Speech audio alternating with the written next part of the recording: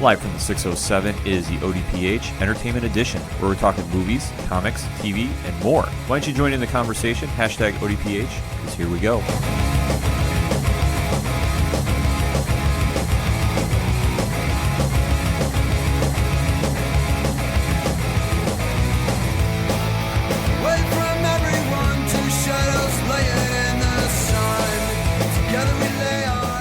Welcome to another edition of the ODPH podcast, better known as the Ocho Duro Parlay Hour. I am your host, Ken M. Sitting across from me this week, as always, it's Padawan J. Hello there.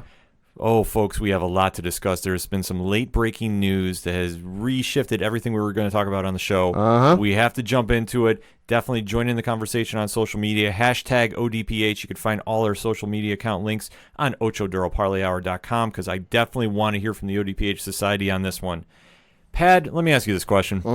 If you made $1 billion, would you just throw it out the window over a little silly argument? No, I mean, I'd throw it out the window if this was like a scene of a movie and I'm driving a Lamborghini and like, oh, I'm rich, and I toss some money out the window. But no, over an argument, no. The biggest news story that is breaking as we are recording is Sony Pictures and Marvel have now officially broken up, divorced, ended their partnership concerning the shared rights of Spider-Man. Well, let's cast shade where it is deserved and shed some light where it is not deserved. Marvel's not pulling out of this agreement. Sony is. Sony is the head proprietor in this argument, shall we say. Yeah. Pad, you want to just break it down for us? So this literally broke right before we were getting ready to record, and this comes courtesy of Deadline and Mike Fleming Jr. So if you go to Deadline's website, I'm sure you can find the thing. It'll probably be at the top of their page for quite a few days. It reads, quote, essentially that they were Sony and Marvel / Disney were trying to come to an agreement to extend the working relationship that they've had recently, where Sony would put out the Spider-Man films and Marvel would help make them, thus allowing Spider-Man to appear in the Marvel Cinematic Universe. Because unlike the X-Men characters and Fantastic Four characters, Disney doesn't own that. I know there's a lot of confusion. A lot of people are saying, oh, well, it's good Disney doesn't at least own something. Disney doesn't own this. This, all it is Sony still holds the distribution rights, aka like there was that mess up on the promoting that even Sam Jackson noticed, where there was two different pictures of Nick Fury, and on each picture, on one picture the eye patch was on the wrong side. People were kind of crapping on Marvel for that, but Marvel's not in charge of the advertising for this movie, the Spider-Man movies. It's Sony. It's just Marvel just helps with the producing side of it, because let's be honest, they've put out 22 films and not a one of them have been a flop. We've seen how many Spider-Man origins and how many flops on Spider-Man's end? Yeah, this is shocking in some aspects, puzzling in a lot more, considering that Marvel, way back when before there was even talk of doing the MCU, I mean, this is like the late 90s when they were kind of having their own financial issues way back when. This is when they were selling the rights to different studios for different characters, and Sony had it. Right, I guess Marvel was a little cash strapped. Well, at that time, they were, buying their own toy company, buying their own distribution. Yeah. There was a lot of stuff they were doing in the 90s that were not exactly the best practices, shall we say. And obviously, when they were selling movie rights, I mean, they were trying to get as many motion pictures going. The thought of doing a shared universe, I don't think was even on the table at that time. So when they sold the rights to do Spider-Man, it's always been kind of one of those movies that everybody really wants to see. Spider-Man is arguably the most popular hero at the Marvel Comics line. He's in, like, if you mention or go up to any comic fan, casual, hardcore, or otherwise, and go, name me the top 5 most famous superheroes in there, Spider-Man will be in there at some point. People's opinions and where they list him might change, but I guarantee you he will be mentioned in there. Oh, yeah, you definitely have to put him in there, without question, because even though Iron Man and Thor and Captain America have risen in popularity over the years, let's just put it in very big perspective here. Spider-Man has always been the franchise guy. Yeah. Always has been. Always will be. When you associate Marvel Comics, you think Spider-Man. I'll say, Christ, Spider-Man's face was on the top left of Marvel Comics for a lot of years. Oh, yeah, many times in the letterbox. I mean, that's just how they do. So when his rights were going to Sony, and I know there was always this talk of James Cameron wind up making the movie and then never having fruition, and then finally Sam Raimi did it in the 2000s. I mean, the movie has been talked about for doing it so long that the Sam Raimi movies were great. I mean, Spider-Man 1 by Sam Raimi was awesome. Spider-Man 2 was even better, in my opinion, with Dr. Octopus. Spider-Man 3, not so much. And you can watch that at your own leisure. I am not even getting into it because I don't want to go on a completely different topic. But due to that, the franchise really slowed down after that, and they made a transition to the Andrew Garfield era, which was more miss. It was more a miss than hit for me. Yeah, no, it was. I mean, there were some good aspects about it, but it was just like, especially the first one. Oh my God, we're seeing an origin story again. Yeah, it didn't hit the mark on any level. And I'm sorry, it's Peter Parker riding around on a skateboard, and that out of here with that. Yeah, I'm not even hearing that. So when the idea came about to see what they could do with the MCU. Well, and especially now, the thing we should note is there, right before Amazing Spider-Man 2 was going to come out, Sony was, really high hopes on this film, that they were even screaming, "Oh, this film's going to make $1 billion at the box office." It's going to do so great. And then you look at what it did domestically. It made just over $202 million, and overseas it made over $506 million for a worldwide gross of $708 million. Sorry, I realize I'm no mathematician, I'm no genius, but to me, $708 million ain't $1 billion, $2 billion, like you were screaming. Well, of course, they're seeing what the MCU is doing, because at this point, the MCU is growing every movie. Right, and at this point, Amazing Spider-Man 2 came out in 2014, for those who don't remember. Right, so obviously, since the inception of the MCU to where it is now, there has been definite growth, and everybody has been seeing how the MCU characters have risen. I mean, let's face it, when Iron Man came out as a movie, he wasn't exactly a top-tier hero that he is now. No. So as you've seen, pop culture and fans have really embraced the whole MCU, and obviously, if you're embracing the MCU, you want to see Spider-Man in that mix. And then finally, they came to terms after the failure of Amazing Spider-Man 2 to do a joint agreement with Marvel/Disney. Sony was on board. They recasted. Tom Holland was put in the role. You saw him appear in Captain America: Civil War, which was a huge success. And then moving forward, he became such a big part of the Avengers saga, with the Infinity War and Endgame. Yeah. And then even when Spider-Man Homecoming came out. Yeah, Spider-Man Homecoming and then Far From Home, yeah. I mean, just every time that those movies were coming out, Sony was actually making a profit off it with their 2 solo Spider-Man films. Right. So the way the deal previously worked out, according to the Deadline article, was that Sony wanted to keep the previous arrangement undergoing, where Marvel would receive in the range of 5% of first dollar gross. But according to this article, Disney was asking for future Spider-Man films to be a 50-50 co-financing agreement, aka like you get half, we get half, which seems fair. But when it's your highest grossing franchise, Sony turned around and went nope, and didn't even offer a counter to what Disney proposed. Yeah, which is really puzzling. I mean, I understand it. I mean, if they're feeling that, okay, we're turning around, and they did have a successful film with Venom, albeit though I don't think on that same level by any stretch of the imagination. No. But they did have a successful film with Venom, and they're thinking, okay, if we're going to turn around with our superhero universe, because I can't even call it the MCU, and I don't want to call it the Venom Cinematic Universe, because we haven't seen anything else come out from that. We know Venom 2 is coming with Andy Serkis directing. Right. We know there's Jared Leto is attached to the Morbius project. Yep.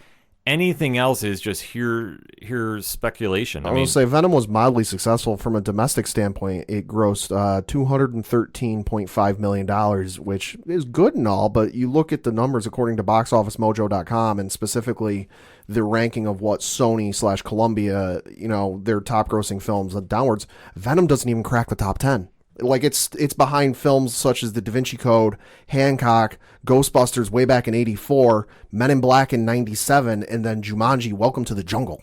Yeah, so Venom wasn't exactly a huge thing, and like I said, if that's supposed to be the kickoff to your cinematic universe, I mean, like I say, it's really kind of confusing, and just to buy into all the other franchises that are coming, I mean, we haven't seen anything about that, so it's just hearsay talk. Right. And the other issue I guess Sony had with it was that they wanted 50-50 when Marvel already got 5% of the first dollar gross, and then supposedly Marvel got the money for the licensing for all the merchandise. Yeah, which is a bigger thing, I think, for them that they're more concerned with. But either way, to see that after Spider-Man Far From Home grossed $1 billion and was the biggest film in Sony's history. Right. Oh, yeah. And this really says something about how bad Sony movies have been over the years. And Sony's been around a long time. But you go to boxofficemojo.com and you look at the domestic all-time grosses. And, of course, Star Wars The Force Awakens sits at number 1 with $936.6 million. Avengers Endgame sits second with $858.1 million. Sony doesn't even crack it until number 33. And that's Jumanji, Welcome to the Jungle, with $404.5 million, like I mentioned. And after that is Spider-Man 1 from 2002, which is $403.7 million. So you got 32 other movies ahead of you that you haven't cracked. Yeah, so to kind of pull a call like this, I mean, I can understand their point. If Spider-Man is their biggest franchise, they probably want to keep more of the pie to themselves. But you also have to remember who made you that pie. Yeah. And that's the argument, because before Tom Holland was cast in this, there was a huge gap between the Sam Raimi Spider-Mans and the Tom Holland Spider-Mans. Right. The Andrew Garfield, let's just say, I mean, there's no sugarcoating this. They bombed. Yeah. They were not good at the box office. They almost crashed the entire franchise, period. Yeah. So for Marvel to get involved and really resurrect the character to where it's became back to prominence in cinematic universes such as the MCU, I mean, Marvel does have an argument if they want maybe a little more of the pie. But just the fact that Sony didn't even come back with a counter offer. Supposedly. Allegedly. Now, the thing we should note, this is what's being reported by Mark Fleming Jr. from Deadline.com, but the thing he notes at the bottom of the article, there was no comment from Marvel/Disney, Kevin Feige, or Sony Pictures. So this is kind of just based on what his sources and Deadline sources are telling them. The other thing we should know is, according to the article, quote, sources said there are 2 more Spider-Man films in the works that are meant to have director John Watts and Tom Holland front and center. Unless something dramatic happens, Feige won't be the lead creative producer of those pictures, close quote. Now, okay, that's the case. And, oh, hey, well, at least we'll still get Tom Holland in the Spider-Man movies. Don't forget, they were planning on a 4th Spider-Man film with Tobey Maguire attached to it, and I think he was on contract for it, but that never happened. They recasted. No, that was the longer rumored one with, I believe, the Lizard was supposed to be there was something, yeah. Raimi wanted one thing, the studio wanted something else entirely differently, and they just split. Yeah, so to see how this is going to play out, Pat, I guess let me ask you, whose side are you taking in this argument? Well, I before I get to that, I think the even more hilarious thing about that is the timing of this, because it was recently announced, I want to say it was today, that Sony is going to put Far From Home back out in theaters with like an additional action sequence not seen in theaters. I'm guessing, and this is without me reading or knowing anything, I'm going to guess it's going to be the action sequence we saw in previews before the film came out, where he's stopping the robbers and he tells the officers, oh, hey, do my job for me, I'm going overseas. Like, it was like an additional 4 minutes going to be added to the film. So they announced, oh, hey, before this all came out, this was like, I want to say at 9 or 10 in the morning Eastern when this got out, I think, where, oh, yeah, hey, we're going to put out Far From Home back out in theaters with an additional 4 minutes and this, that, and the other out, and you just tanked that. Yeah, I mean, the timing is very suspect about this. I mean, unless this was just I want to say like a rash decision, like some egos involved. It has to be. It has to be. It has to be, because when you have a character like Spider-Man, which to any simple-minded person, and I'm not calling anyone simple-minded, but to any average person, you should sit there and go, it shouldn't be hard to make a boatload of money off of a Spider-Man movie. It is something that adults, teenagers, children can go see. Like, it's not like you're making a hardcore Deadpool movie where, okay, we're limiting our audience to the 18 and over crowd, or whatever it is to get into an R-rated movie. Spider-Man should print money. Like, pick a good story from his long history in the comics, pick a good director, get a good writer, print money.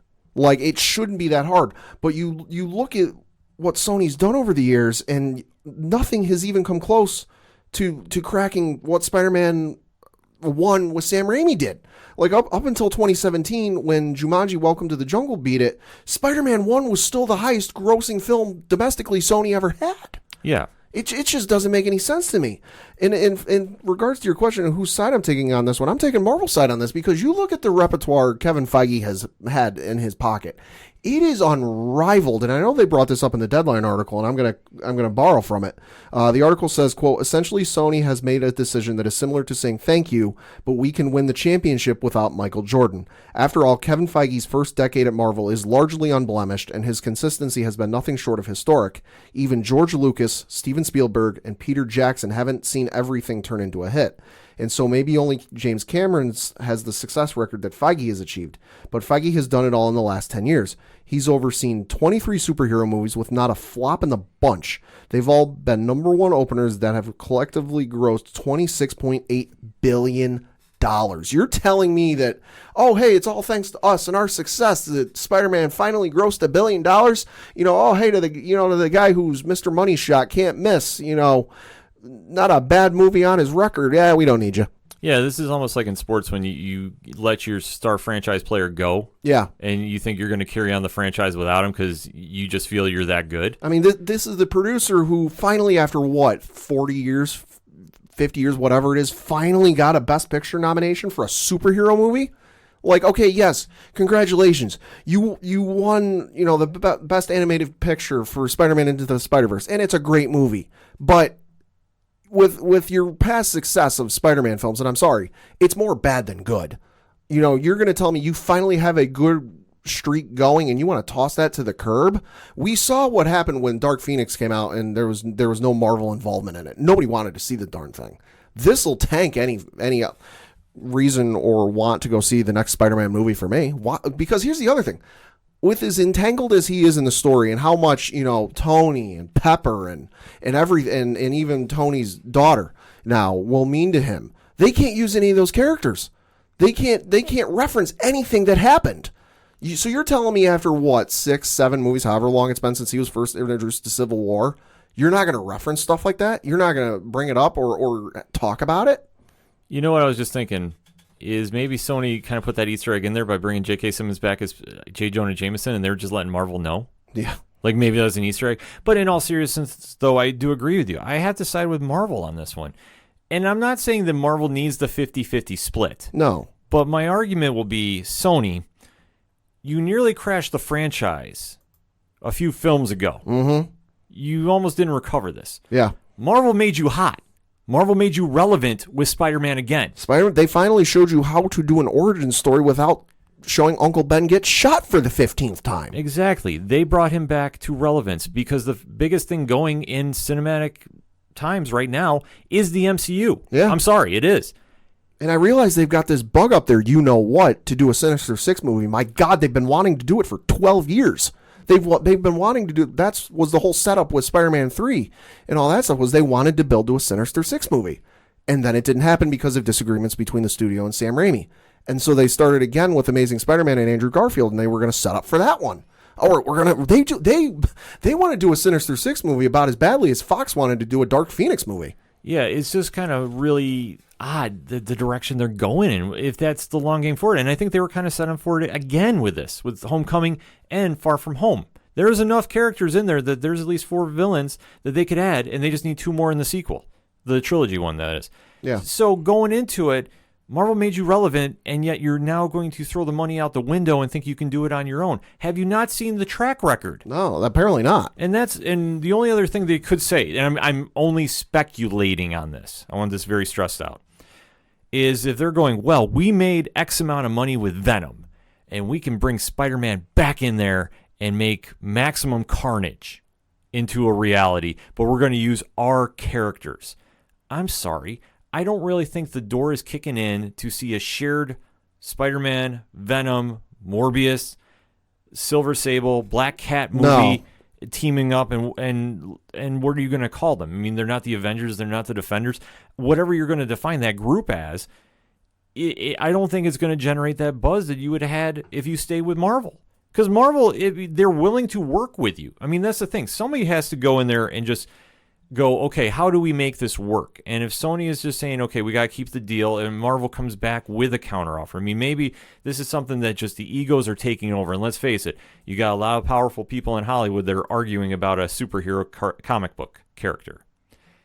maybe after a couple days, this might cool down a little bit. But if it doesn't, Sony is taking a very risky gamble that I don't think they understand the stakes they're playing with. Well, and I don't think they know. I think there's more going on behind the scenes that even the heads at Sony aren't aware of, because you bring up the Venom thing, and the article from Deadline says, quote, "I'm told that Feige lent an unofficial hand with the blockbuster Venom, but I've also been told that the film was far from the polished product that grossed $856 million worldwide until Rothman himself, and in case you're not familiar with who he is, Tom Rothman is the chairman of the Sony Motion Pictures Group. Like, he's the head honcho.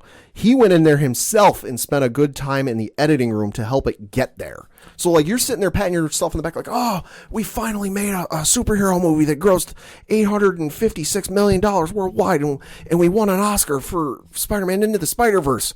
Congratulations. It's not hard to do an animated movie and appeal to kids. Like, yes, Spider-Man Into the Spider-Verse is good. I'm not crapping on it by any stretch of the imagination. Right. But it's apples and oranges. It's apples and oranges. Like, you've done how many superhero movies that have bombed and not been good? And like I said, Spider-Man isn't a hard character to do.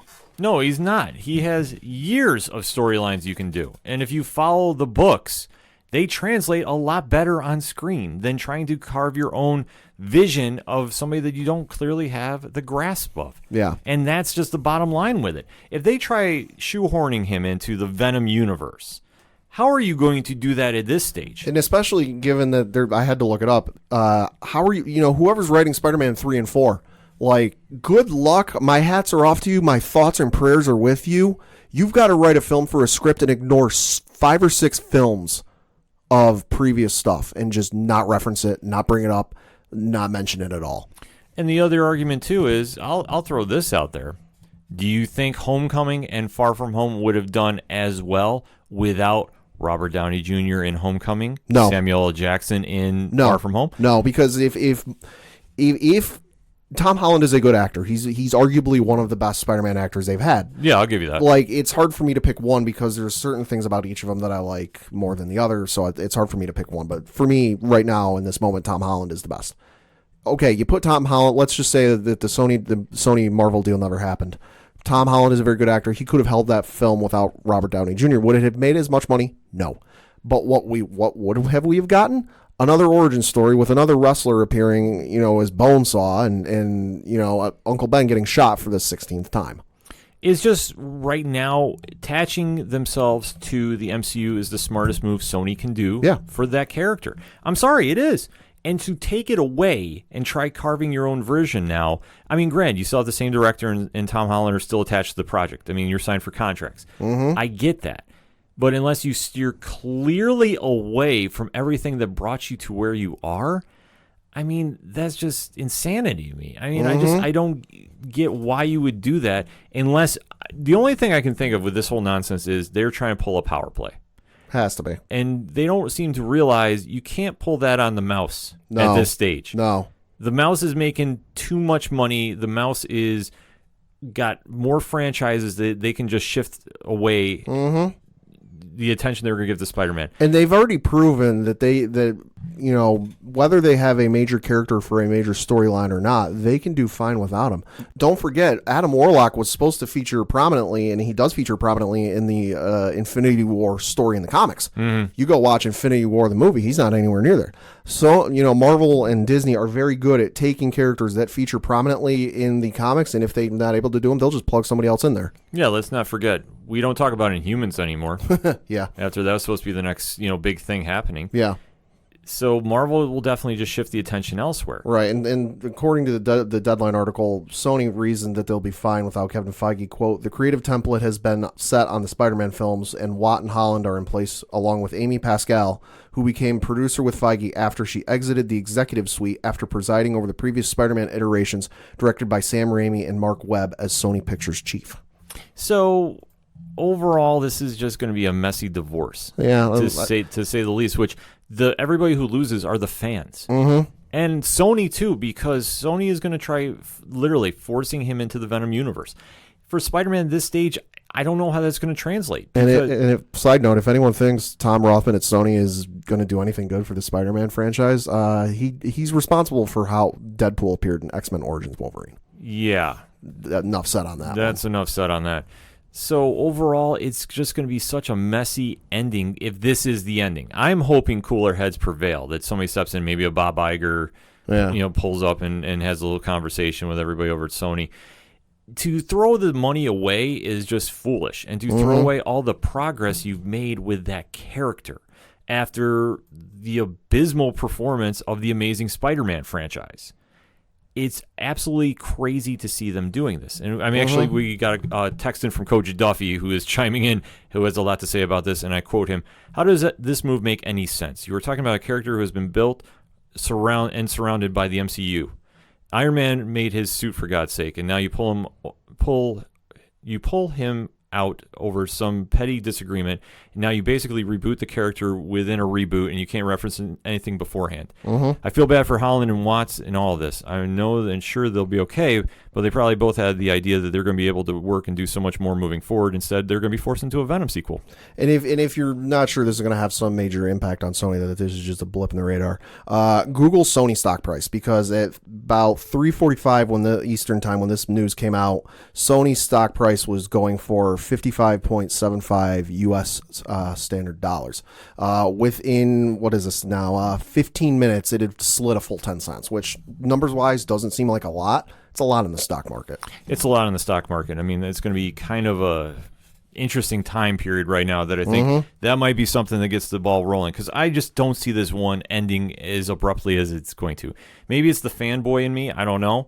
I just don't see how you're willing to throw away $1 billion franchise over what's going to equate to pennies and nickels. Right. I mean, and like I said, you look at the top 10, the top 100 grossing films domestically that Sony has had of all time.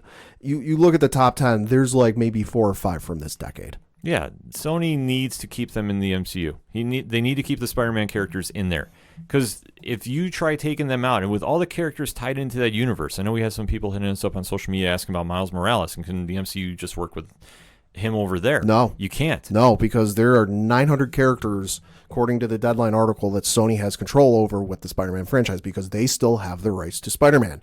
Because this working deal is gone, they can't touch anything. Yeah, and they can't touch Ghost Spider. They can't touch Spider-Man 2099. No. They can't touch Miles Morales, Peter Parker. I'll say that I guess this effectively ends the relationship between Happy and Aunt May. You would have to say so. Yeah. I mean, a lot of shifting is going to happen for the next movie if this stays put. Like I said, Sony has that controlling rights that Marvel, they can't access all those characters. I mean, I'm almost kind of curious how this plays out with Cloak and Dagger, too, as a minor standpoint. Because I don't think they're connected in it, so I think they're going to be okay. No, Cloak and Dagger is Marvel. Right, but it just depends on, since they were introduced in Spider-Man, like whatever the wording is of the contract and such. I think it's going to be fine, but just if they want to tie in somebody else, this has a big effect on everybody moving forward. So it's going to have something to really watch and see what happens and unfolds. But for Sony, they desperately need to get this fixed, in my opinion. For Marvel, this is going to be a big loss. No question about this, because for all the progress you made and how important Spider-Man is to your next phase. Because let's face it, I mean, you're not advertising the next Spider-Man movie in Phase 4. Right, but that's the thing, is everyone was kind of going, wait, I thought there was another Spider-Man movie coming. Why didn't Marvel announce it at San Diego Comic-Con? Because it's not theirs to announce. Sony is in charge of all the marketing and all the presentation, and when they announce it is up to Sony. Marvel can't do squat other than formally help them produce it. Right, so for what's going to happen now, it's anybody's guess, but I'm just saying, I am hoping and I'm optimistic that cooler heads will prevail. And like I said, I hope Bob Iger really pulls up on Sony and says, okay, let's talk and we'll get this hammered out. Because nobody is going to win in this. Nobody. Not the fans, not the studios. Sony can't do this alone. The track record is already proven. Marvel has a lot riding on having Spider-Man in the MCU. The fans are used to seeing Tom Holland in the MCU. To hit the reset on this is just a bad look for everybody involved, and it's going to have ripple effects moving forward for all parties. But definitely let us know what you think. Hit us up on that hashtag ODPH. What is your thoughts on Sony's move to pull Spider-Man out of the MCU? We definitely want to hear from you on this one. So we're going to take a quick break. We'll be right back. Hey, this is Brian Wolf from Fair City Fire. You are listening to ODPH, the greatest podcast in Binghamton. Woo!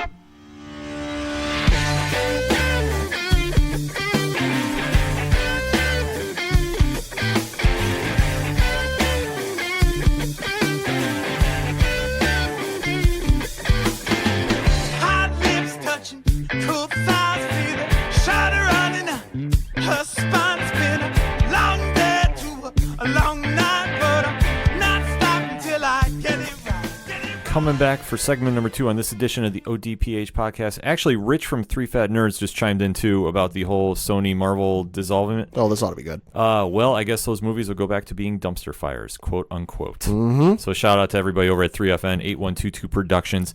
This is going to be a story we're going to be talking about long-term after this episode, so definitely hit us up on social media. But there are some stories going on, too, and actually, this is going to tie into our next subject that we're going to be discussing a little bit, because Marvel is going to be at Disney 23. The D23 Expo is this weekend. Yep.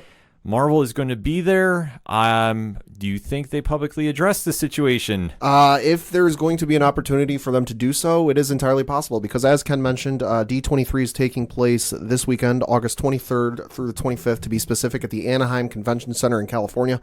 Now, for those of you sitting at home who have never heard of this, going, wait, hold the phone. What in the world is D23? Well, folks, I am here to answer that question. D23, as told by Disney, is, quote, the ultimate Disney fan experience. It says, if you go to their site, d23.com, there's an About the Expo page.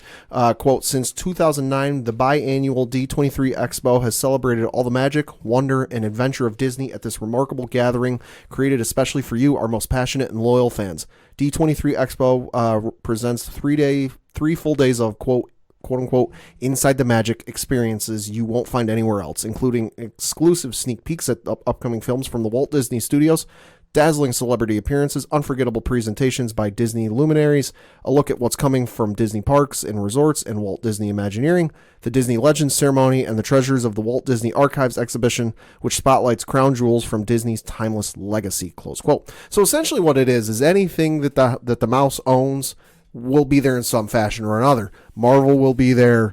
Lucasfilm will be there. The animation folks will be there. Pixar will be there. Some of the Fox folks will be there. I know there's a panel going on at least one of the days involving The Simpsons. So this will be real interesting given that, Disney just acquired all these assets with Fox and see some of the stuff coming out of those. But it's going to be an interesting few days if you are a Disney fan. Yeah, this is pretty much where Comic-Con is for big-time pop culture. This is for everybody who is just strictly in love with Disney and everything Disney does. The parks, the animated movies, the live action, all the related properties. This is a big deal that gets kind of under the shadow, I guess, let's say, of like New York Comic-Con and San Diego Comic-Con. The D23, like I say, is going to have so much information going on with the Disney properties right now that Marvel is going to have a big presence there. It also gets lost a little bit because, like I said, it's biannual, so it's not every year. It's once every other year. Right.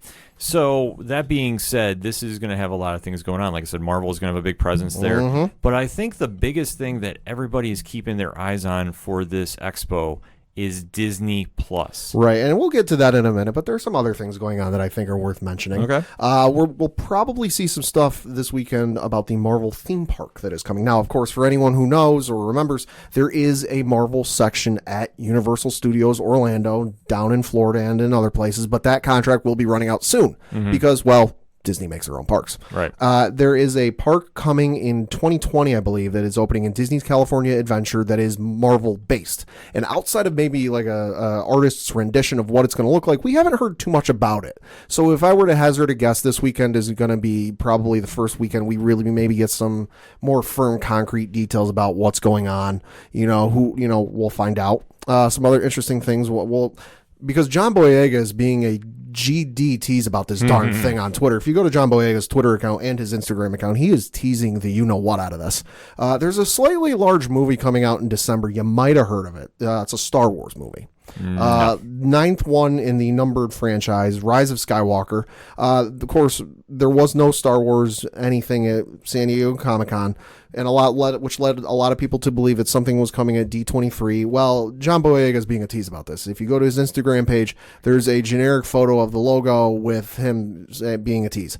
StarWars.com wrote an article about what to expect from Star Wars at D23, and it was the smirking while looking sideways emoji. I'm going to hazard a guess that there's going to probably be a Rise of Skywalker poster, maybe a trailer this weekend. I mean, the movie comes out in less than 6 months. There's got to be something. I'm going to guess there's going to be a trailer. Yeah. Also, and we'll get to this, like Ken said, Disney Plus, because as we know, it launches in November. And according to what we've been reading, we don't really know much about it. We don't really know what it looks like other than that one photo they showed on a PowerPoint slide back in, what was it, March or May or something like that. But folks at D23 will be able to see what the service looks like and will be able to get their hands on it. And even subscribe to it if they are so inclined. There's also going to be a massive panel about Disney Plus original content and should reveal more news about upcoming Marvel stuff. And they're doing a Lady and the Tramp movie. And oh yeah, by the way, there's a little show they're working on called Mandolorian coming out when the show drops that to this point we have seen nothing about. So if I were to hazard a guess that we're going to see a trailer this weekend, it would probably be at D23. Yeah, I've heard that the trailer is coming. We haven't gotten official confirmation, but we have heard that a trailer is coming. And I think that's going to be a right thing to do because if you're opening it up for fans to invest in getting a subscription. Right. Because I have heard that they are talking about doing like a 3-year plan and doing like a kind of price point deal there too. They're going to have all the information about subscriptions there. And I know with the bundle package with ESPN Plus and Hulu and all that's going to be covered there. So that's going to be something. And they're going to announce when it's going to be on what service, like Roku, Xbox, PlayStation. That's already out, actually. Okay. At launch, this is according to an article from TheVerge.com, quote, at launch, you'll be able to stream Disney Plus on these platforms and products: Apple TV, Android mobile devices, Android TV, Chromecast, desktop web browsers, iPads, iPhones, PlayStation 4, Roku streaming players, Roku TV, and Xbox One. So essentially almost every streaming device under the sun. Yeah, which no duh. That makes sense, but at least it's coming out right away. Isn't that like the DC Universe, which was delayed? Right. And I mean, I believe it's finally out on PS4 now. I think so, yeah. And we also got some news about what, side note of when it's going to be launching in other areas around the world, because I know some of our listeners are curious. Hey, it's great, you guys and all, when you're getting, but when are we getting it? We don't know every country yet, but it was announced that it will launch in Canada and the Netherlands on November 12th in tandem with the U.S. launch. And the following week, the service will launch in Australia and New Zealand on November 19th. Other areas and regions to be announced later, because they're not dumb. They're not going to upload this thing at once and crash all their servers. It's going to be a slow rollout just to kind of build everything up.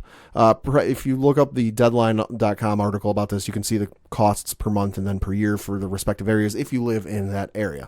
Getting back to some of the stuff we might hear from this weekend, there was a certain story that broke over since we last recorded that really got me excited, and I know a lot of folks excited. Ewan McGregor has signed on to return to play Obi-Wan Kenobi in a Disney Plus series, or at least we're speculating it's a Disney Plus series. So that's like a big deal? Kind of a big deal. I got to give credit to Jordan Mason from Cinelinx.com, who broke the story, and it was later confirmed by Deadline, Variety, and Hollywood Reporter. His original report read, quote, today's report won't likely come as a surprise to many people, but it's nice to hear. Rumors of an Obi-Wan Kenobi-related project have been circulating since Disney bought Lucasfilm back in 2013. While it seemed to have started life as a standalone film, recent reports are that we'll see Obi-Wan come back as a Disney Plus series, which is what I've heard as well. So it looks like, according to Jordan, Ewan McGregor is coming back as Obi-Wan Kenobi. It's going to be a Disney Plus series. I've heard 6 episodes and 8 episodes thrown around. Kind of depends on what they're going to do with the story, but I would very much expect, because at this point it's like, the worst kept secret in Hollywood that he's doing this. I would expect at some point over the weekend that they will be talking, maybe at the Disney Plus panel, that they'll be talking, and then they'll just have Ewan McGregor come out and he'll just go, hello there. I would imagine so. I am guessing we're going to see some cameos from celebrities all throughout the weekend there. I think Star Wars, that's where I think you see McGregor come out and address that he's back, maybe have a lightsaber kind of flipping around. Something like that, just to get the crowd really amped up. Because he's been open to doing a Star Wars Obi-Wan Kenobi film for years. I mean, he's even at the perfect age, because nobody really knows anything about the series. They haven't even officially announced it yet, but everyone's kind of speculating that it will be taking place in between Revenge of the Sith and A New Hope, so in between the prequel trilogy and the original trilogy. And right now, age-wise, he's at a perfect age to do that. You really think about it. Yeah, and it makes a lot of sense, too. And like I say, going back to the whole point, if you're trying to entice people into buying your service, you want to come out and make a big statement early. Yeah. Star Wars doing that with McGregor coming out is a huge move. Huge. and they're going to show the Mandalorian trailer. That's going to be a big deal. Yeah. On the Marvel end, too, I expect them to come out with something. Yeah, I'm sure they will. I mean, it's going to be interesting to see what they go with, though, because they kind of unloaded the barrel a little bit with San Diego Comic-Con, so it's like, all right, what do you got left to announce? Maybe something on the Disney Plus side, I would imagine? The only thing I'm going to guess at, and this is only a guess, I want to just put it out there, the official hashtag ODPH unofficial guess, Black Widow footage. Oh, that could be. You're going to hear trailer. You're going to see maybe a trailer, maybe a teaser trailer. You're going to see something there. You might hear some more about the Eternals, I would imagine, maybe some more casting. Will you hear some more about maybe details about Guardians of the Galaxy 3 maybe? Because I know that there's still rumor about who's playing Adam Warlock. Yeah. And then that hasn't been confirmed. I know there's a lot of buzz going around about I know there's a script, or at least a version of the script done, because James Gunn's brother Sean had read it and didn't really elaborate on what he read, but he did go as far to say as there is at least a first version of the script. So they're working on it. Right. So I imagine you're going to see something about that, and maybe a little more details that Kevin Feige didn't have enough time to say at San Diego concerning mutants or Fantastic Four. Also might address the elephant in the room at this point of Spider-Man. Well, they're going to have to do something, but I think they're also going to tie into maybe a little more Disney Plus information. Yeah. Like I said, I don't think we're going to see trailers. You might hear casting. You might hear some more about the Ghost Rider universe that's coming to Hulu. I know it's not Disney Plus, but it's all under the same umbrella. Yeah. You might hear some more about that. Like, I think it's going to, I forget the name of it, it's going to be titled. I know he's been throwing around Spirits of Vengeance, but I think that's going to be the team show instead of like Defenders. So you're going to hear a lot more about that coming out. I'm hoping to hear something about Moon Knight personally, but that's just me. Yeah, switching gears, we will, of course, they do own Pixar, so I figure we'll be hearing some stuff about Pixar. Of course, they came off the incredible success of Incredibles 2 and Toy Story 4, so now they've said in the past they're going back to originals for the foreseeable future, so no more sequels. That they have Onward and Soul coming. Onward comes out March 6th.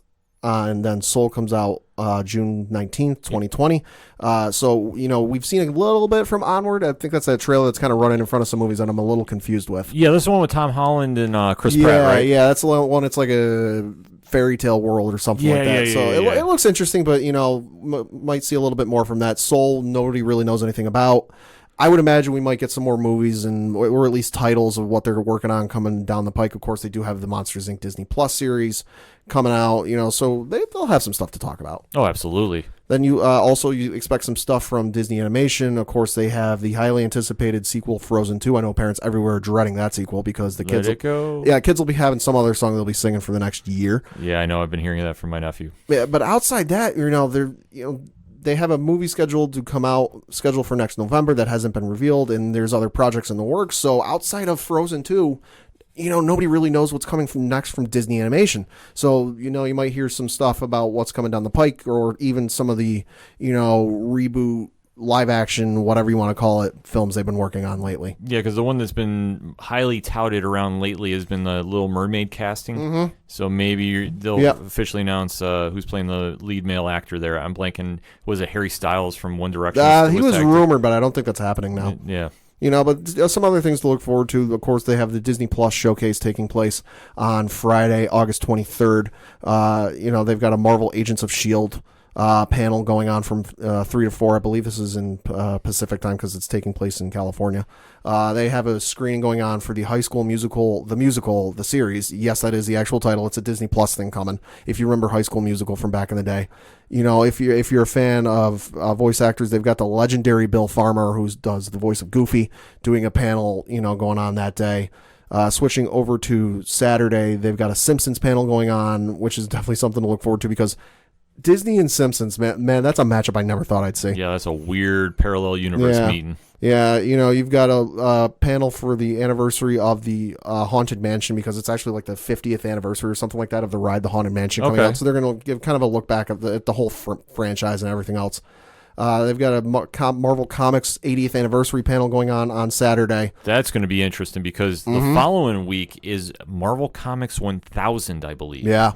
So that's going to be something really stay tuned for, comic book fans. Yeah, switching gears to Sunday. Obviously, there's more going on. You can check D23.com for the full schedule. This is just some of the highlights. Sunday, they've got a sneak peek at Disney Parks experiences and products going on. They've got a celebration panel for the 30th. God, I can't believe it's been 30 years. 30th anniversary of The Little Mermaid being released. Yeah, that one shocks me. The Keegan-Michael Key's got a panel going on that day. Some other stuff. 50 years of the Walt Disney Archives, a goldmine of fun finds. Speaking of which, I had a friend who was recently able to see the Walt Disney's actual office as it was back when he died, and it is an incredible experience. Just something to, whenever they pull stuff out of the archives, be it films or merchandise or even some of the the cells or stuff that they used for animation back in the day is just always so cool to see. They've got a panel of Disney Character Voices Inc. 30th Anniversary Celebration panel. They've got a panel for the making of Tarzan, which of course is celebrating an anniversary this year. A whole lot more going on. But like I said, if you are a Disney fan, this is definitely the panel for you and things to keep an eye out on.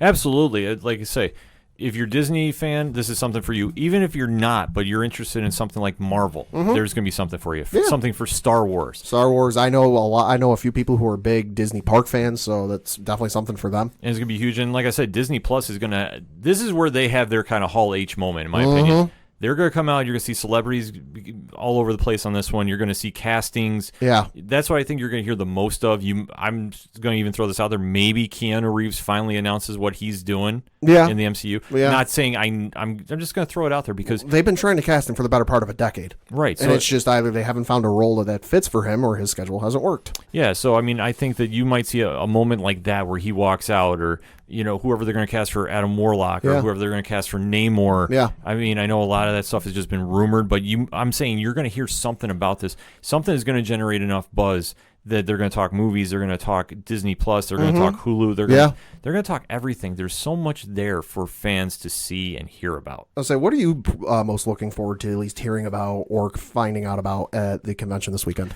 For me, it's Star Wars. Okay. The Mandalorian, I am a big Boba Fett fan. Sure. So anything kind of relating to him and that universe, I'm down for. Really interested to see if Ewan McGregor shows up there.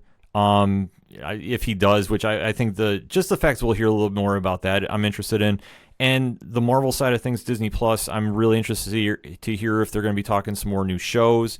If they're going to kind of delve into a little bit more, like we've talked about a little bit on the show, but the Ghost Rider universe, I'm really interested to see because I know that they're doing the Robbie Reyes version on Hulu Plus or Hulu. God, there's too many pluses involved in this. It might become Hulu Plus at some point, right? But just to kind of hear what they're doing there, and if they're going to make some more casting announcements involved in the MCU too, because like I said, they did enough, and I mean they did more than enough at San Diego, but this is just going to be kind of like a little more. Okay, what could jump out and grab? And I expect that with this recent development with Spider-Man, they're going to want to come out and really get the fans' minds off it as much as possible.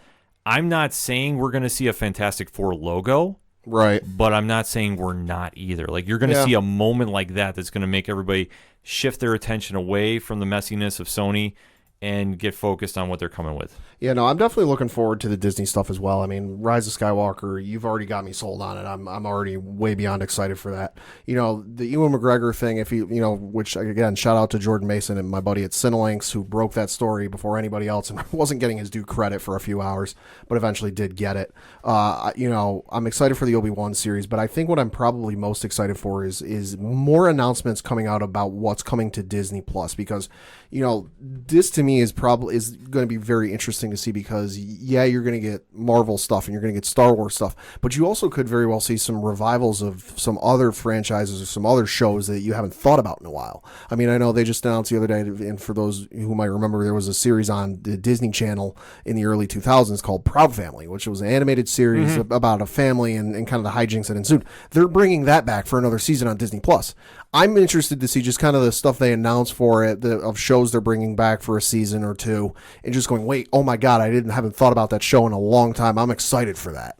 Yeah, there's going to be so much to check out. Definitely keep your eyes and ears on social media, especially Twitter. I think that's going to light up this weekend with so much information breaking. For more information, though, on D23, D23.com. So definitely check that out. Hit us up on that hashtag, though. Hashtag ODPH. What are you most excited about coming out of D23 this weekend? Are you excited? Are you really focused on the Disney Plus stuff, or is something else really jumping out that you're like, hey, we really got to talk about that? Hit us up. Let us know. We're going to take a quick break. We'll be right back.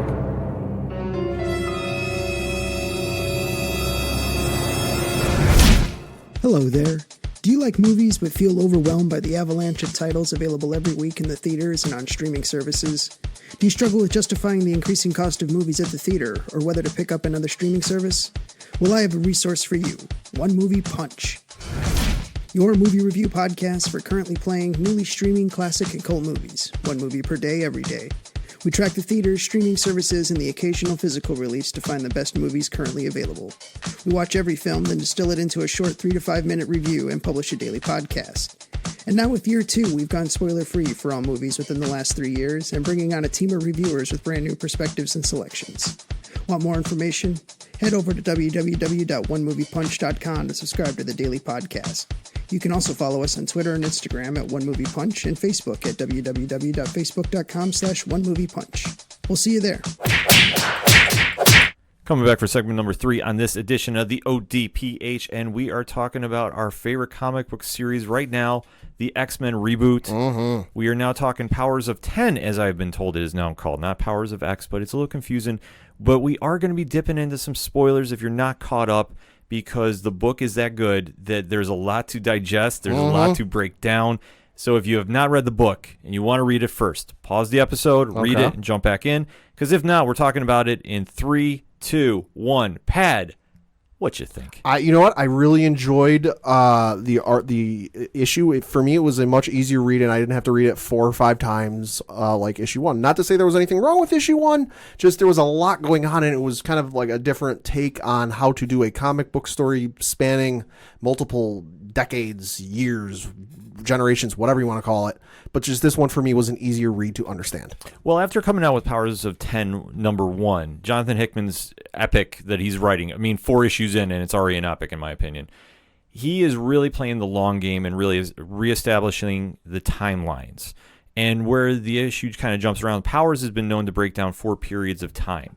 The past, the present, 100 years from now, and 1,000 or a million years from now, I believe it is. Yeah, I think so. Something like that. So he is really kind of jumping around as we are going.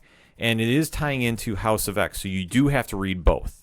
Yeah. It is recommended to read both if you can do it. So yeah, and even for the stuff that's coming down the line when House and Powers of X are both over, Jonathan Hickman himself has said, listen, you need to read all 12 issues of, so that's Powers of X is 6 and House of X is 6 together to understand where he's going from there. Yeah, because when they do the Dawn of X, which is coming out in October, it's going to set the timeline for all the X-Men books moving forward.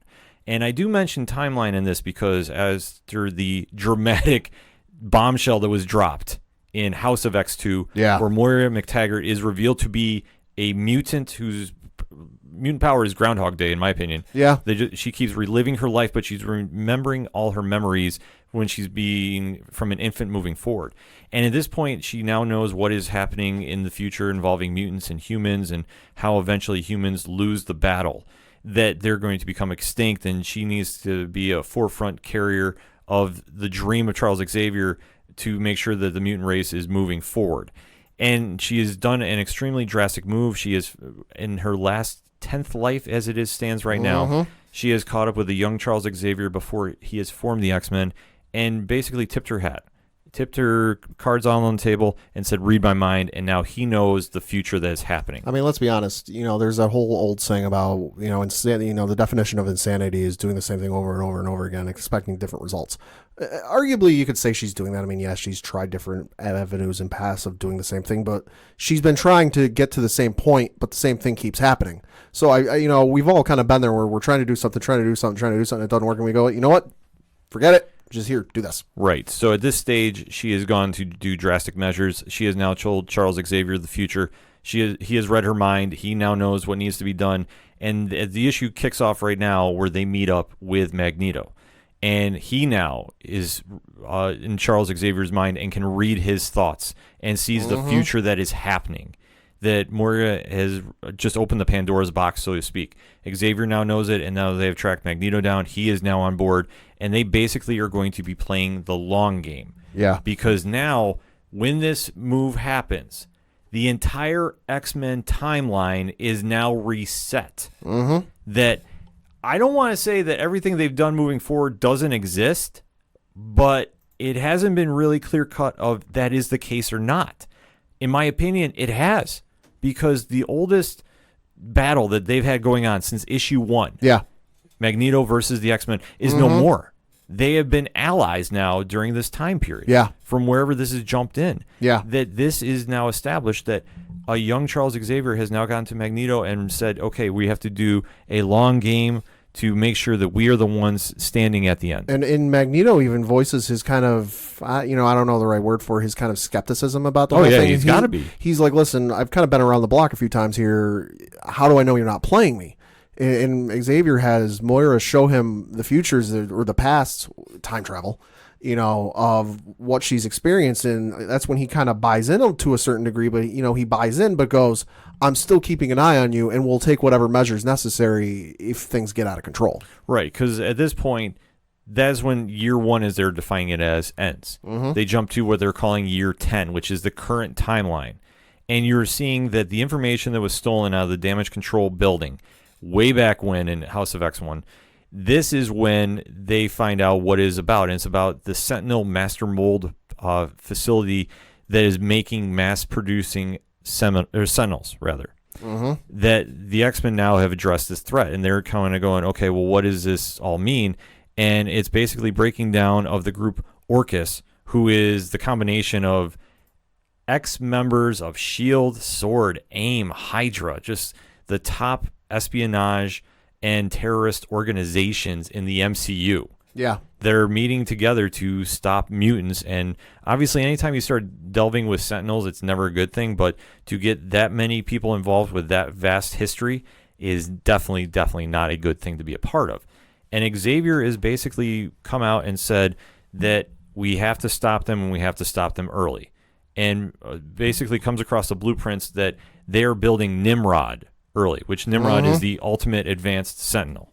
So at this stage, Xavier is making the call and says, we have to stop them, and basically gives Cyclops the order, who is in the room and getting debriefed on everything, that this might be a suicide mission and you might not be coming back, but it needs to get done. And Cyclops just kind of stands there and goes, so this needs doing? And Xavier says yes, and he goes, then this will be done. Which, I mean, it falls right in line to where Cyclops has always been Xavier's right-hand man, that he never wavered from the original dream. Yeah. So when Xavier gives an order, he's doing it. And it kind of falls suit to like, okay, this might be where he goes with his team book, which is coming out in Dawn of X. Because so far the only thing we've seen is the cover, and it's the Summers family with Wolverine. And we don't exactly know what they're doing. Right. But this could be involving that if they're going to kind of put this story on the back burner for a couple more issues. I'm saying, is it also, I hope I'm not the only one who thinks it weird that in one panel, Wolverine says, oh, hey, boss. And then the very next, like one of the next few panels, it's Apocalypse. Well, that's where we're getting to, and it's weird because then this is where the story jumps to year 100, and this is where we're seeing the hybrid mutants involved. This is where we see the one that it looks like a mix between Kitty Pryde and Colossus, and she is known as Rasputin, and the one that is looks like a red Nightcrawler that we have now found out is named Cardinal. And this is where they go on their mission, where they're retrieving data from Nimrod, and they're bringing it back. And this is where you see Wolverine, or you're presuming it's Wolverine. At this point, like I think it's Sabretooth's child, in my opinion. Yeah. This is where you see them going and bringing the data back to whoever is running the mutant. I want to call them the Liberation Front because that's not the right word, but the the mutant force that is trying to preserve mutant kind. And who is the head of that? Apocalypse. Yeah. Of all people, it's Apocalypse. Yeah, because why not? Well, it's a nice change because you didn't see that one coming, and it completely threw me off. Yeah. That he is, at this point, so dedicated to the cause that Xavier and Magneto have established from way back when, that he is just fully on board with this. And just to see how the long game has stretched out, and that's why I say the timeline, you don't exactly know what's going on. Right. Because like I say, if the timeline has been reset, that all the past of the X-Men has been wiped out and been reset, which is so like detailed and you want to talk long game planning? This is long game planning. I can't help but wonder with all this stuff going on, there's like how, like, we know what Hickman likes to do in his runs, and that's plant seeds and play the long game. Oh yeah. I cannot wait to see in however long it takes, because I get the feeling this isn't going to be like a year-long build like it was. No. Like it was in the past. This will be like a decade-long build. I can't wait to see where, down the road where some stuff pays off and go, oh my God, I never saw that. Well, if you ever have read his Fantastic Four run and then you read his Avengers, I mean, his Avengers run ended with Secret Wars. And I will give my highest recommendation for reading Secret Wars because of how that played out. He's going to go at least a few years on this one. Right. I mean, however long it takes to tell this story, but he is definitely playing the long game on this one. So with already the twists and turns he's done already has just been phenomenal too, that we haven't even really scratched the surface on the story. Right. It's because at this point you have Apocalypse who's, like I said, so dedicated to the Xavier dream. I guess you can still call it the dream, but it's not. Like it's kind of this weird, we'll just call it the Xavier vision, because I don't think you can call it the dream. Right. That he is willing to do whatever it takes to pull this off. And in the other stage too, you see Nimrod, who is lashing out. And like I say, his personality, it reminds me of Kylo Ren from Star Wars. Yeah. I don't want to say he's an emotional child. He's got a very short fuse, though. But some of the mannerisms that he's showing. He gives no you-know-whats.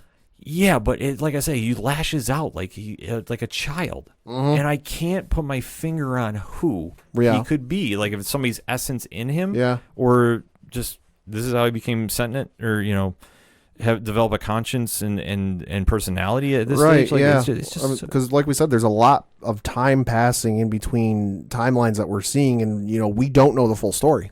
Right. Because at this stage, it's just so like in its infancy that you're just learning and seeing just where they are at this stage. I mean, there's so many characters involved in just how they're playing the long game.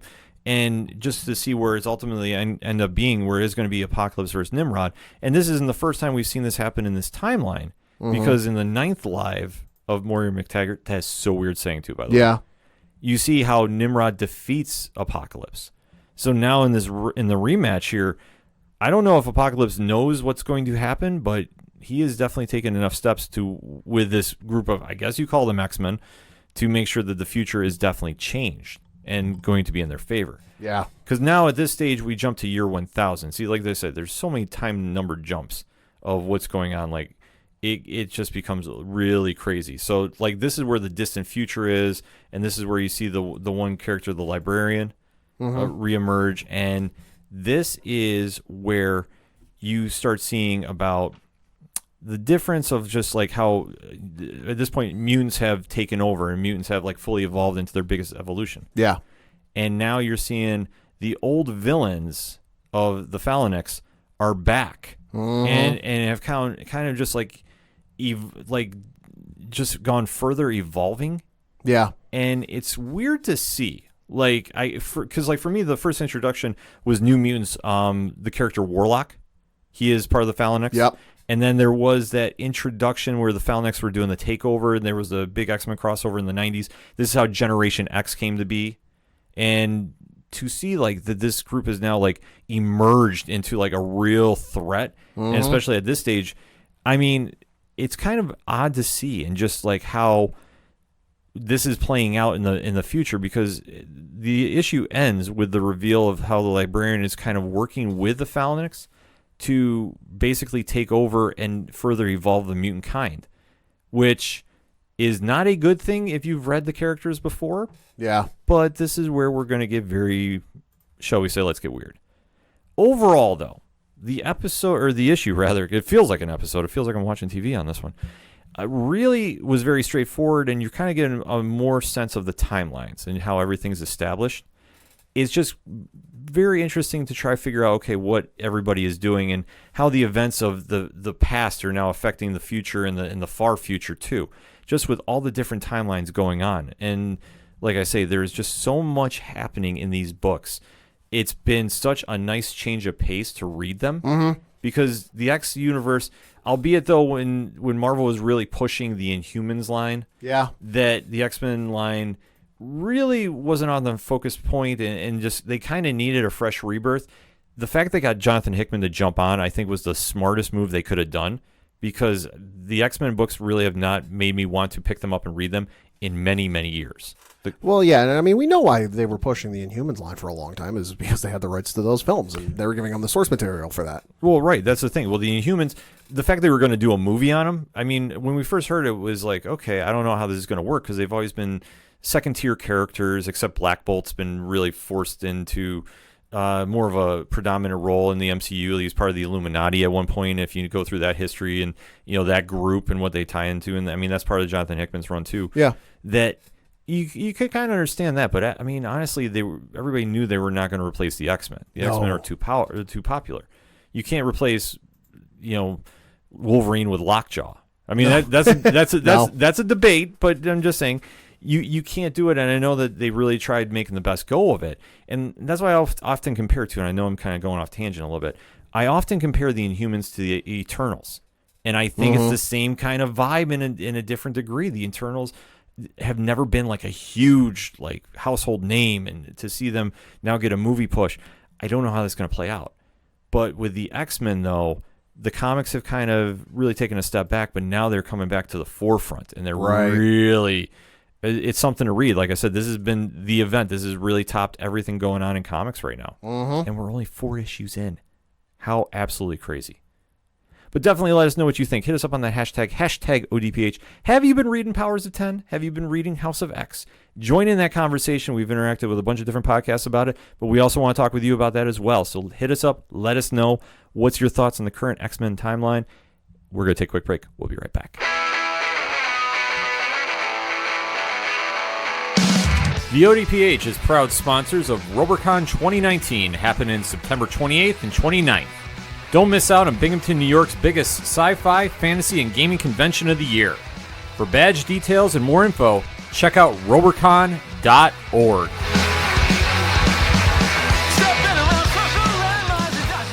Coming back for the final segment on this edition of the ODPH podcast. Pat, you got some breaking news before we get into one-shots? So we said we keep you updated on the Spider-Man news and any breaking news or any developments that we heard of. We keep you apprised of it. Well, we didn't have to wait too long. We're reading from a couple people we know and follow online that, Deadline might have jumped the gun on the Spider-Man news. One person we read said lots of sources, both publicly and privately, are saying it could be saved. Multiple people are saying to be patient as it isn't over yet. IO9, who wrote an article, tweeted out an update saying, quote, a Sony rep told us it's their belief this dispute is simply over a producer credit and negotiations are ongoing. They further clarified Feige has contributed to other Spider-centric movies that he did not receive a producer credit on. Close quote. They have reached out to Marvel for a comment, and they have yet to receive one, but they will update their article as if they get one. Eric Davis over at Fandango has said, quote, as an update, multiple sources are confirming that talk of Sony and Disney parting ways on Spider-Man is premature. Negotiations are ongoing and nothing is finalized. That his Twitter account is at Eric with a K, Davis. And then Adam B. Very, who is a writer over, who is the senior film reporter over at BuzzFeed News, said, quote, a small update. I've also confirmed negotiations over the fate of Tom Holland's Spidey in the MCU are still ongoing and could be salvaged. But going public with this news isn't a great sign. Well, I think it was more of a power play. I mean, if this is the case, that somebody wanted to really sway the public because the outcry, as you heard, we completely rewrote our show to cover it. Yeah. Was to get somebody to make this happen and make sure the deal gets renegotiated by any means necessary. Because the fandom is very vocal, and ultimately we have the final say, because if we don't go to the movies, they start losing money. Yeah. So stay tuned to the ODPH social medias for more information. I'll say, because, Slights, I know, you talk about the outcry and kind of the reaction. I definitely think this is, like you said, this kind of confirms to me this was a power play to kind of get things moving on this. Because if you look at the trends on Twitter in the United States right now, number 1, Sony. Number 2, Spidey. Number 3, Venom. Like the top 3 trends on Twitter in the United States right now, with another few being MCU Spider-Man at number 8, Andrew Garfield at number 7, and Uncle Ben at number 6. Like it's making some waves. With great power comes great responsibility. Uncle Ben put it out there. So Sony and Marvel, get your stuff together, make it happen. Switching over to one-shots, I got a couple things to talk about. We got some news today, courtesy of Warner Brothers, that shocked a lot of people, myself included. We're getting another Matrix movie. Really? Yeah. So it was announced today by Warner Brothers Warner Brothers Pictures Group Chairman Toby Emmerich made the announcement saying that Lana Wachowski, who directed the original Matrix films, along with, I believe the other two, is returning to direct. She's also co-writing the film, and Emmerich said, quote, "We could not be more excited to be re-entering the Matrix with Lana. Lana is a true visionary, a singular and original creative filmmaker, and we are thrilled that she's writing, directing, and producing this new chapter in the Matrix universe," close quote. It should be noted, IGN is reporting that according to a Matrix trilogy conceptual designer, most of the original cast is returning for the Matrix 4. No release date, no nothing about it yet, so something to keep an eye out on, but I'm definitely surprised to be hearing about that one. Yeah, I mean, after Matrix 1, I mean, they're very good films, and for their time, I mean, they were groundbreaking. You see the camera work that was done in the cinematography definitely reestablished the bar and really set a precedent. So, I mean, they do have relevance. Yeah. Honestly, I don't know if I necessarily needed a fourth one. I'm not mad about it, but I'm kind of like, okay, like. It's just kind of a little more puzzling than not. Yeah, I mean, I get why. There's been talk for a couple of months that they were going to do a spin-off for another Matrix movie, but there wasn't really firm confirmation or talk of whether it was going to be with Keanu Reeves and the folks over in the original trilogy were going to return, or they were going to go in a new direction. But, I mean, it makes sense to bring back Keanu Reeves and do it, rather than try to reestablish something else entirely. I mean, they tried to do it with the one Matrix video game that bombed terribly, so, why break the wheel? Yeah, so it'd be interesting to watch, though, definitely when it comes out. Finally got a title and a release date for the upcoming James Bond film, which will, of course, be Daniel Craig's final film as the title role of James Bond. According to the James Bond Twitter account, which is @007, they tweeted out a short video today, and darn it, they almost teased the theme song. Didn't get the full thing. They said, quote, "Daniel Craig returns as James Bond, 007 in No Time to Die." Out in the UK on the 3rd of April 2020 and the 8th of April 2020 in the United States. Of course, it's starring Daniel Craig with Rami Malek playing the villain. They are currently filming, so look out for a trailer probably before too long. Yeah, I have to say sooner than later. We'll hear something about that. Yep, and finally, some big video game news that happened this week. Sony has bought the Spider-Man developer, and I understand why everyone's running with Spider-Man developer, but they've done way more than that. Insomniac Games, of course, the mega popular, arguably the best Spider-Man video game of all time. I mean, you can have that discussion. It's a good debate. Yeah, they came out and announced earlier this week that they were purchasing the game company, which was founded in 1994. Now, I know why everyone's running with the Spider-Man developer, because that's the most recent thing and arguably the most successful thing they've ever done. They've done some other stuff.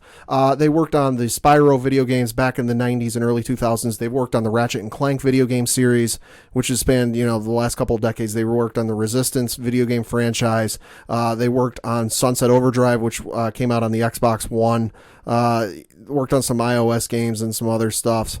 But as surprising as this was, it also wasn't. I mean, if you paid attention to the E3 the last couple of years, Microsoft has scooped up a couple of big name video game studios to put under their banner. And essentially what this does is, for both Sony and Microsoft, when they purchase a developer, it means that the games they produce will come out exclusively on those respective consoles. So Insomniac games going forward, they're going to come out on PlayStation exclusive, so for any Sunset Overdrive fans, you're likely not going to get a sequel on Xbox One again, but this, as shocking as this was, it also isn't. I mean, you look at, their body of work, they really didn't make an Xbox game until 2013. Up until that, from, 1996 up until, 2012, they were PlayStation exclusive. Like, they were making stuff for PlayStation exclusive. So, I mean, it's a good move on their part. Insomniac is a very good studio. They get very high quality of work, and I'm a big fan of their Ratchet and Clank games and obviously the Spider-Man game. So I'm definitely excited to see what they can do.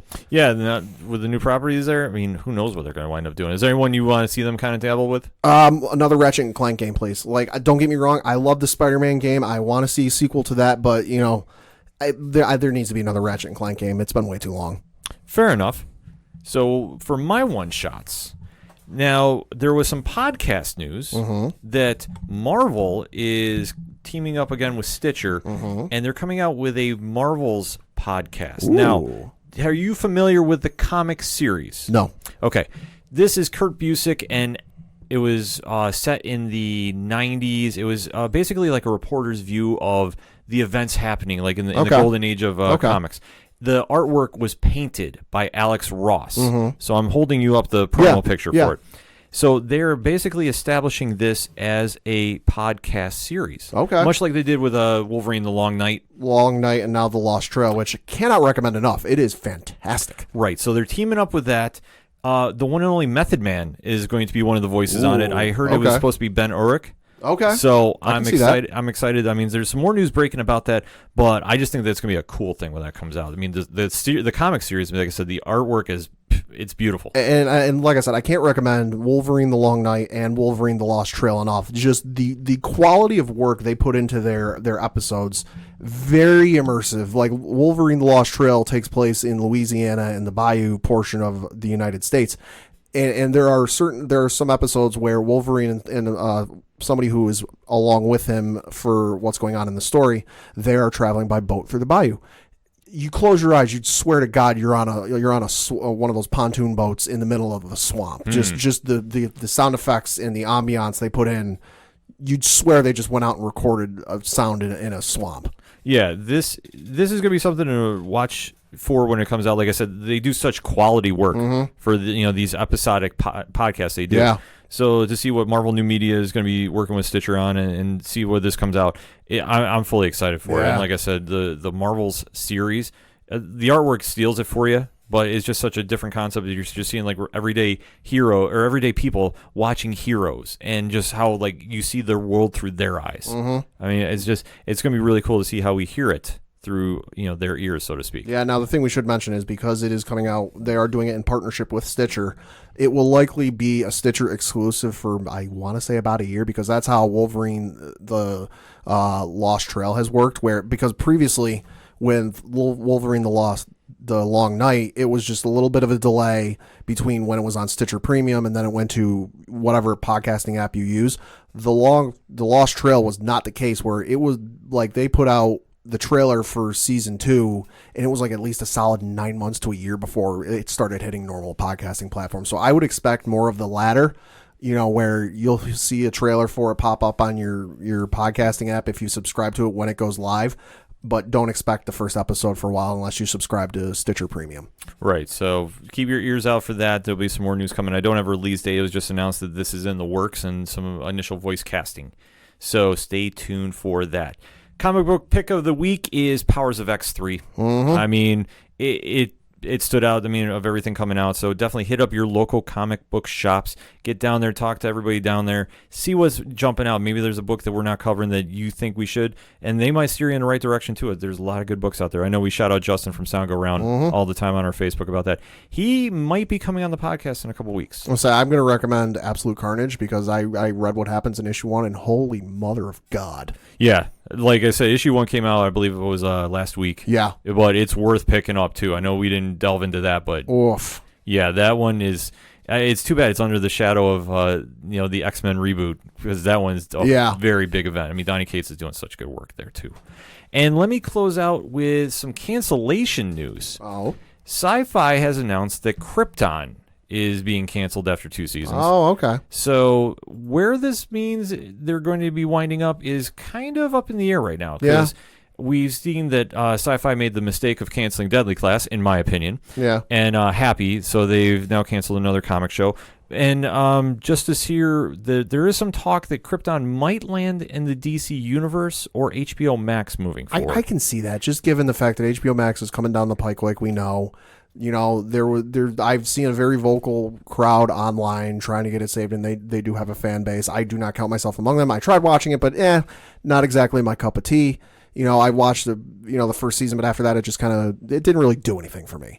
But I can, like I said, with HBO Max coming down the line, and I can see it getting put on the DC Universe app or HBO Max. It would be interesting to see it wind up there. I will admit too, I gave up kind of after season 1. It just didn't really connect with me. Yeah. I thought they took some nice risks though, and just anytime you do like the back history of Superman, especially on Krypton, and trying to connect it's a little difficult. It was a big task for him to do, and I know this season they entered Lobo into the mix and I mean, they did enough stuff for the Superman universe that if they do wind up on a new network, I think that'd be okay. In the DC universe, I mean, that would be an interesting place for it to wind up. Yeah. So, I mean, I'm a subscriber, so I'll definitely check it out if it's on there. And then HBO Max, I mean, who knows what's going to wind up there. And if they're also looking for a great show, talk to Deadly Class. Excuse me. The music you heard on this episode is that of Crimson Brethren. They are now in a band called Floodlands. You'll be hearing some more new music from them coming out in September, as they've announced that their album is finally going to be getting released after all this time. Good for them. So to check them out and more music that you hear on the show, go to ochoduroparlayhour.com, hit the music link on there, hit the hashtag 607 podcast. You can find out all the information on our buddies, 3 Fat Nerds, 8122 Productions, photography by Mike Blakesley. He's not a podcaster, but if you want cosplay photos done, he is a guy to go see, and Horror Zone 607 as well. You can also read the blogs. There's so much to read and check out on ochoduroparlayhour.com. Check it out after the episode, because that's all we got for this week. So for the one and only Padawan J. Thank you. I am your host, Ken M. Thank you, as always, for listening to the ODPH podcast, better known as the Ocho Duro Parlay Hour. We'll see you next time.